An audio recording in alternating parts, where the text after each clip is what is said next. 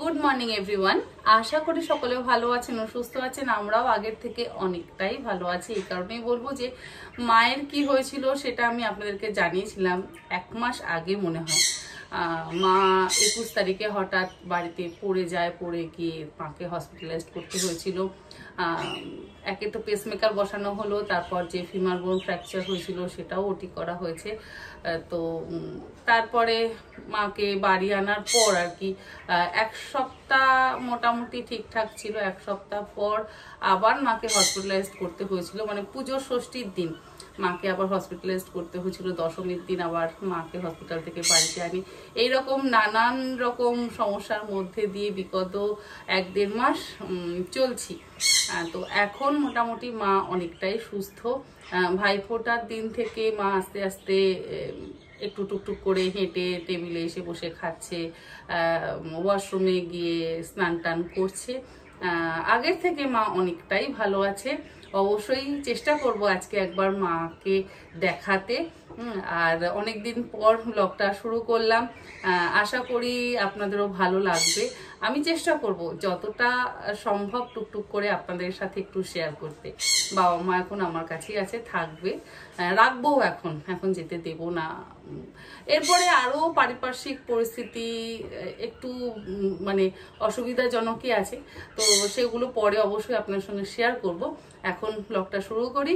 আর কি কি করছি, মানে সারাদিন বাবা মাকে নিয়ে কিভাবে কাটাচ্ছি অবশ্যই দেখাবো। আর ওই যে পাগলু বাবুর আওয়াজ তো নিশ্চয়ই আপনারা শুনতে পাচ্ছেন, যে সেও আপনাদেরকে গুড মর্নিং জানাচ্ছে, তাদেরকেও দেখাবো। তারা একদম ভীষণ ভালো আছে। আর পরশুদিন আবার জগদ্ধাত্রী পুজো, সেই ব্যাপারেও আবার একটু টুকটাক আয়োজন করতে হবে। কারণ আপনারা প্রত্যেকেই জানেন যে আমি প্রত্যেক বছর জগদ্ধাত্রী পুজোতে ভোগ রান্না করি, তো সেগুলোও আছে, দোকান বাজার কেনাকাটা সমস্ত কিছু আছে। তো যাকে এই মিলিয়ে মিশিয়ে আমরা সমস্ত দিনলিপি চলছে। শুরু করা যাক তাহলে আজকের ব্লগটা।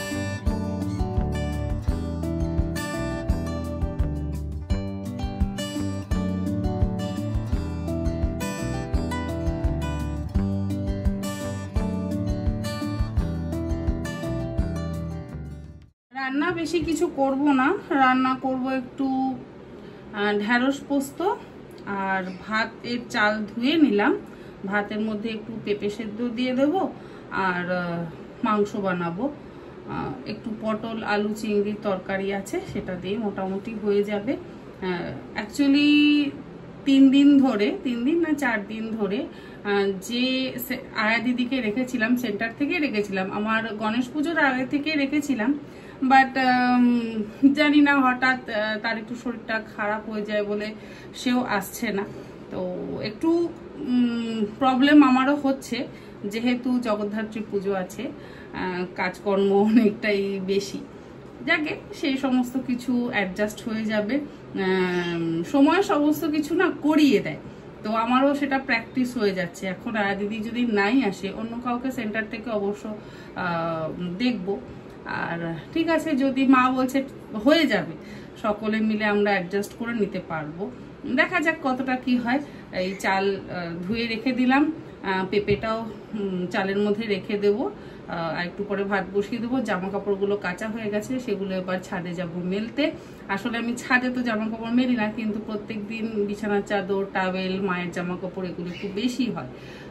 আমার এই যে ইউটিলিটি ব্যালকনিতে আমি যে জামা কাপড়গুলো মেলি, সেগুলোতে মানে হয়ে ওঠে না, শুকিয়ে যায়, মানে শুকোয় না।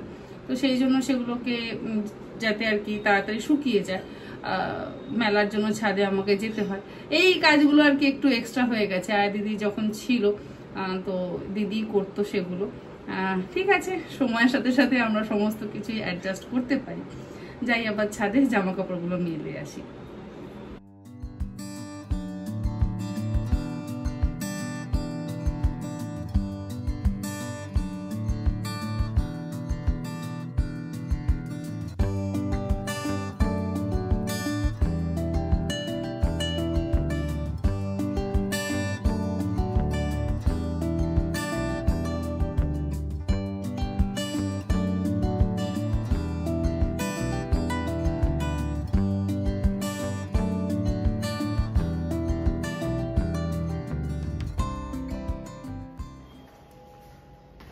জামা কাপড় মেলা হয়ে গেল, এখন আবার ঘরে যাচ্ছি।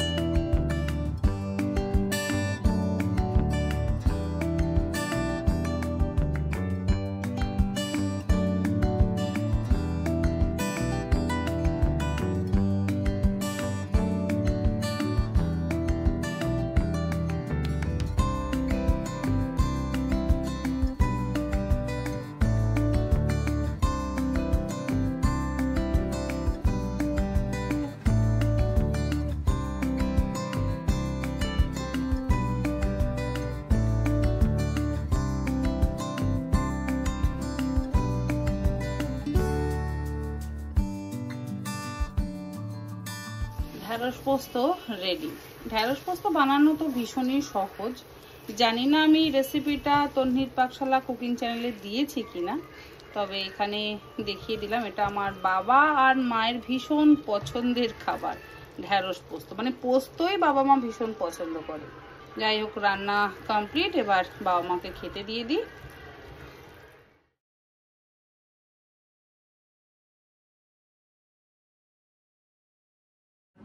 তুমি ওটাতে বসো, মা এটাতে বসুক। হ্যাঁ, তুমি ওই টেবিলে, ওই চেয়ারে বসো, মা এখানে বসো।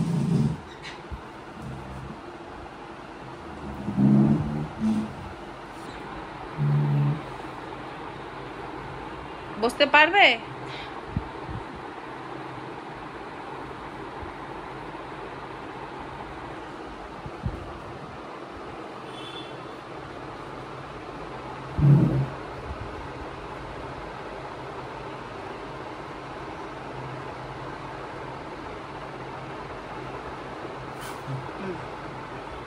ঠিক আছে, বসো।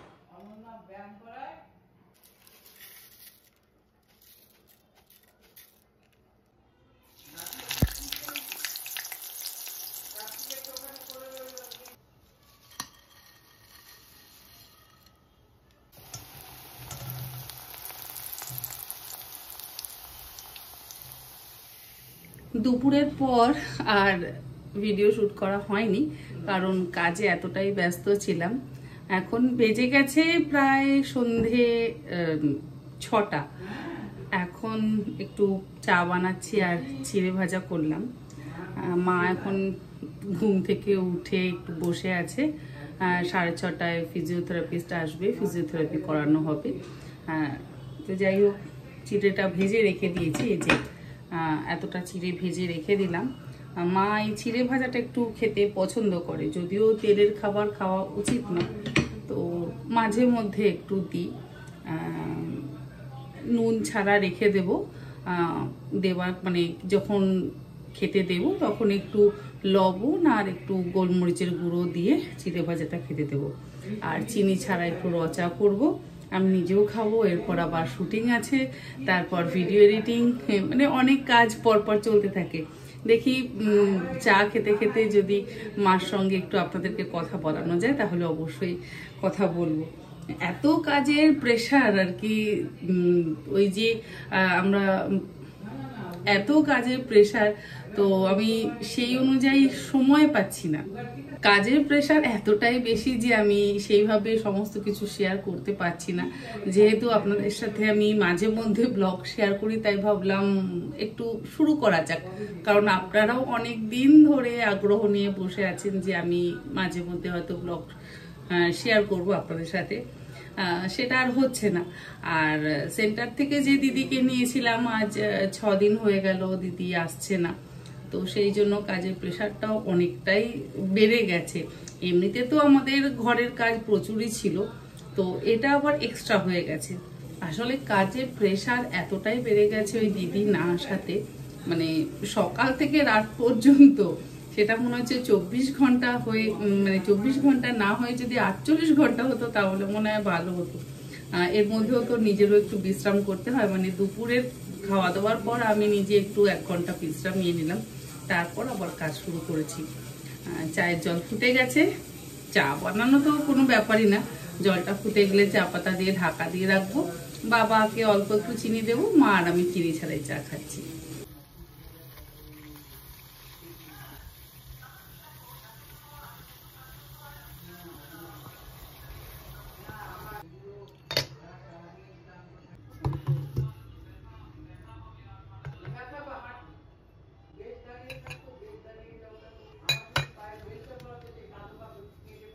ঠিক আছে, চা দিয়েছো তোমার মাকে খেতে? কে করছে? হ্যাঁ, কে কে কে আমাকে বারবার, আমি নিচু হয়ে বার করতে পারি না তা বলে এরকম ওয়াকারের মধ্যে এসব ঝুলিয়ে রাখবে কি? এটা কি দিয়ে বাঁধবো? এটা খুলে যাবে, এটা তো বাঁধা যাবে না। আমি কিন্তু দেখাচ্ছি যে তুমি ওয়াকারের মধ্যে এগুলো কি ঝুলিয়ে রেখেছো। এই যে, আচ্ছা লাইটটা জ্বালি, বাবা ওখানে মোবাইলে মুখ গুজে বসে আছে, আর এই যে মা মিলে বসে চা চিড়ে ভাজা খাচ্ছে। আর জানি না এই ওয়াকারের মধ্যে কি কি বেঁধেছে। এখানে একটা প্লাস্টিক, এর মধ্যে একটা, এটা কি প্লাস্টিক, এর মধ্যে কি আছে, কি ব্রাশ পেস্ট এসব মনে আছে, এটা কি? হ্যাঁ, আর এই যে মা চুল টুল সব কাটিয়ে দিয়েছি, চুল টুল আর কিছু নেই। কি করব, এখন দুজনে চাটা খাচ্ছে। তা এখন কেমন আছো সেটা বলো। কি বলো, 75% ভালো, তবে আর বাকিটুকু হচ্ছে সময় সাপেক্ষ, কারণ ডাক্তারও বলেছে সময় লাগবে। আমি সময়ের অপেক্ষায় আছি, চেষ্টা করছি মেয়েটার যাতে সহযোগিতা করতে পারি মেয়েটাকে, কারণ ও তো একা, ওর পক্ষে সত্যি করে চাকরি করা সত্যি কষ্টকর, আমি চোখে দেখি অনুভব করি। প্রাণপণ চেষ্টা করছি, তার সাথে বয়সটাও তো হয়েছে অনেক, সব মিলিয়ে সময় সাপেক্ষ। আর তা তোমার এখন শরীর কেমন আছে সেটা বলো। তো 75% ভালো আছে, এখন 25% এটাই বলছে। এখন ফিজিওথেরাপি হচ্ছে, ডাক্তাররা যা অ্যাডভাইস দিয়েছেন 3 মাস মতন লাগবে নিজেকে রিকভার করতে। 1.5 মাস তো মাত্র হলো, আরও এখন 1.5 মাস অপেক্ষা করতে হবে। তবে যে হারে শরীরের উন্নতি হচ্ছে, আমি যে তাতে মনে হয় সম্ভব হতে পারে 1.5 মাসের মধ্যে। তবে একটু তো বাড়িটা ফেলে এসেছে হঠাৎ করে আচমকায়, আর বাড়িটার জন্য মাঝে মাঝে একটু চিন্তা হয়, যদি একটু যেতে পারতাম, একটু দেখে আসতে পারতাম বাড়িটাকে। তবে লোক বাড়ি তো বহু কষ্ট করে করা, ওইখানটা যেন সব স্মৃতি জড়িয়ে আছে। জানছি আমার পক্ষে সম্ভব না, মাঝে মাঝে তনিদি বলছে যে পারবে যেতে মা, বলছে হ্যাঁ তাই তো ভাবছি, ইচ্ছে তো করছে, কিন্তু ক্ষমতা একটু ডুবে না রে। সকালবেলা মনে হয় হয়তো পারবো, কিন্তু দিনের শেষে না না না পারবো না রে, পারবো না। আপনারা সবাই ভালো থাকবেন, আপনাদের সকলের ভালোবাসার প্রার্থনা আমি পেয়েছি কমেন্টসে, সুতরাং সেই প্রার্থনায় আমাকে হয়তো এগিয়ে নিয়ে যাবে। আমিও আপনাদের প্রার্থনার জন্য প্রতীক্ষায় আছি যে আমি কবে আপনাদের প্রার্থনা নিয়ে নিজে সফল হব, আমি আবার হয়তো কিছুদিনের জন্য আমার বাড়িতে যেতে পারবো। তবে একটা কথা একবার নয় 100 বার বলবো, সকলের ঘরে ঘরে এইরকম যেন কন্যা সন্তান জন্মায়, যারা বৃদ্ধ বাবা মাকে এইভাবে করে। আপনারা আশীর্বাদ করুন, তন্নি পাঠশালার তন্নি যেন এইভাবে তার মা বাবার পাশে থাকতে পারে। সেজন্য সে সত্যিই বুঝতে দিচ্ছে না যে আমার ছেলে নেই, আমি পুত্র সন্তান ছাড়া। আমি আপনাদেরকেও বলি আপনারাও যেন ঠিক এরকমই পাওনাটা পান। ভালো থাকবেন, সুস্থ থাকবেন। এখানেই আজকে শেষ করলাম, আর নয়। আর এই যে বাবা অসম্ভব কুঁড়ে বলতে এটাই বলবো যে সারাক্ষণ বসে আছে, বসে থাকুক, সেটাতে কোনো আপত্তি নেই আমার, কিন্তু একটু হাঁটা চলা যদি করে তাহলে বাবা সচল থাকবে। বাবা একটুও হাঁটতে চায় না, সারা দিন পেপার আর ফোন নিয়ে বসে আছে, একটু হাঁটতেও চায়। আর আমার সাথে সবচেয়ে দ্বন্দ্ব আর সংঘাত, সব সময় ঝগড়া চলছে দুজনের, সারাক্ষণ ঝগড়া। আমার কাছে যদি কোনো একটা কিছু করার জন্য ডেকে নিয়ে যাই, দুটো একটা কথা, এই জন্য তো আসি না, এই জন্য তো আসি না, তোমার মতন থাকো পড়ে। মানে বাবা পুরো কান্নাকাটি লাগিয়ে দেয়। মা আজকে বলেছে যে একটু বেলটা পরিয়ে দাও, আমি বেলটা একটু পরি, আমাকে বেলটা পরিয়ে দিলে আমি ঠিকঠাক থাকবো। ও বাবা, বাবা মোটামুটি কান্নাকাটি জুড়ে দিয়েছিল যে না না আমি বেল্ট ফেল্ট পরাতে পারবো না, আমি নিজে দাঁড়াতে পারছি না, সারাদিন এইখানে সে বসে থাকবে। কতদিন বলেছি যে চলো নিচে নিয়ে যাই একটু হাঁটাই, তাও হাঁটবো না। যাবে বাবা হাঁটতে নিচে? হ্যাঁ কে নিচে একটু হাঁটতে যাবে? বলছে কি নিচে একটু হাঁটতে যাবে? আর কানে একদম শোনে না বাবা রে বাবা, বাবা একদম কানে শোনে না। বাবার পেছনে চিৎকার করতে করতে মা হয়তো বলছে ওষুধটা দাও, কি ফেলে দেবো, এই রকম অবস্থা বাবার। আমি বলছি চলো বাবা একটু নিচে চলো, সে নিচে কিছুতেই যাবে না, সারাক্ষণ এখানেই বসে থাকবে। আর মা যদি বলে যে আমার পায়ে বেল্ট লাগিয়ে দাও বা হয়তো আমাকে একটু ওষুধ দাও, তখন বলবে কি ওষুধ, ওষুধ দেবো শুনবে না, বলবে কি এটা ফেলে দেবো না এটা লাগিয়ে দেবো, মানে উল্টো পাল্টা শোনে। জানি না এটা ইচ্ছাকৃত শোনে নাকি কাজ করতে হবে বলে। এখানে এসে কাজ এতই বেশি মেয়ে সহযোগিতা করছে, সেই জন্য সবই উল্টো পাল্টা শুনছি। তার মানে মেয়েটার উপর সব দায়িত্ব হচ্ছে, নে তুই কর। আমি এই কোনো কারণে ছোট একটু কি হলো, আমার যে দেখতো আয়াটা সে ছেড়ে দিল, এই যে ও আচ্ছা, ওই ফিজিওথেরাপি করতে হবে। ঠিক আছে, অফ করলাম। ঠিক আছে, ওকে।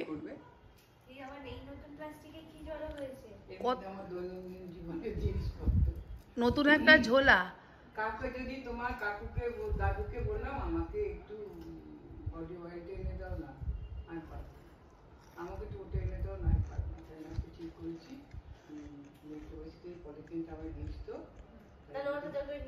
ব্রাশ, পেস্ট, চিরুনি, তারপরে আমার যে কলিং বেল, হ্যাঁ সব নিয়ে নিয়ে ওর মধ্যে ঘুরছে।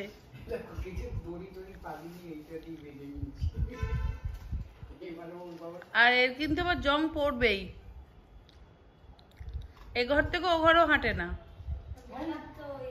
আরে আমি খেয়ে উঠে তো খুবই চাপ পড়েছে না দিদি, হ্যাঁ বিলটা আমাকে দিয়ে দাও। সে বিলটা বাঁধতে গিয়ে আমি আর কেঁদে ফেলার মতন অবস্থা, মানে এমন পর্যায়ে করছে না, তখন গিয়ে ওই খুলতে গিয়ে পাটা নিয়ে এমন চাপ করছে না, আমি আহা করছি, মানে একদম দাঁড়ানোর ক্ষমতাটা হয়নি ফেলছে।